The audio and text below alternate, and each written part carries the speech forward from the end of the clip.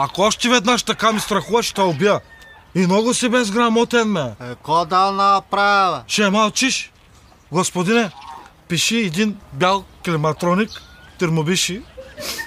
Там беше покрива трябва да сложим. До грамата изолация ще стане някой ден. Писай. Добре. И едно кокошка пиши. Каква кокошка? Каква това кокошка? Ами, що вътре беше, викам, ще сгори. Скарах го там, играх на лопата на главата, да не се смъчва. Едно кокошка, да. Така. Едно, дето на хобота прави пърсмухобкачка, Рембо, майка му тук кажа, Полша взех.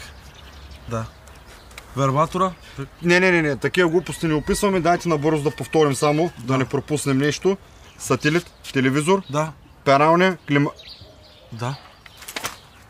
Момчета, вие къде ги включвате тия суреди? То ток няма тук.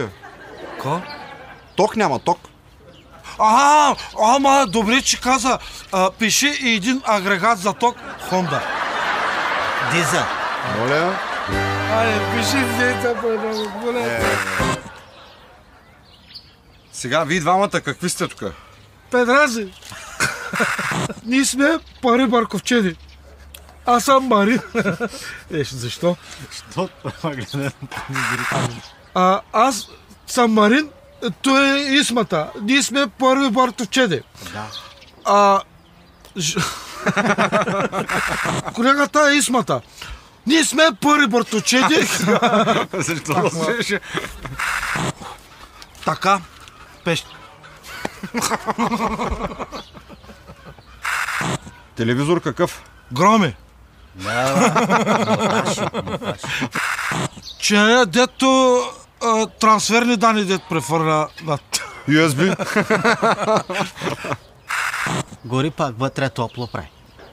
Ще го запомниш ли най-накрая? Изолация ще сложим всичко, кога ти кажа, само кенефа да пристигне. Пиши климатроник, бял, перла 05. Тук беше. Какво? Дето седа бебетки прави. Той Исмата го свърка джинса, ма зад пода.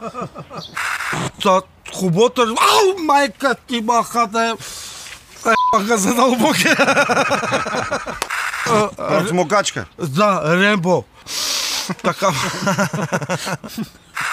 Полша взехме си смата, Всички ти курви да ти идат, батко, само опиши всичко. Не, такива глупости няма да описваме. Дайте на бър... Исмата е екстра сенс на газа му, като вкараме токима. Да. Ама... Хладилник. Ама къде ба? Не с моята панела. Хладилник няма там. Що не е своята панела? Целият брунки има. Какъв хладилник писа?